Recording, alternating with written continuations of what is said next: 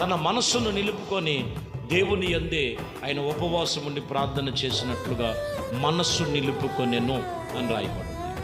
కాబట్టి ప్రియమైన దేవుని బిడ్డలారా, నీకు ఎటువంటి సమస్య అయినా, ఎటువంటి నీకు మించిపోయినటువంటి సమస్య అయినా, ఎటువంటి పరిస్థితుల మధ్యలో నువ్వు కృంగిపోయి అనగారిపోయిన స్థితిలో ఉండే స్థితికి వచ్చినా కానీ దేవుడి మీద మనసు నిలుపు.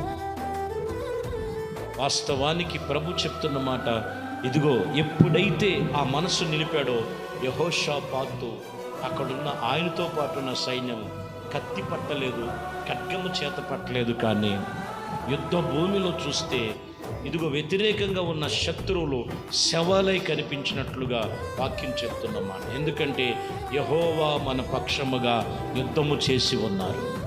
దేవునికి స్తోత్రము కలుగునుగాక. కాబట్టి ప్రియమైన దేవుని బిడ్డలారా, అంతటి గొప్ప కార్యములు పొందుకొనటానికి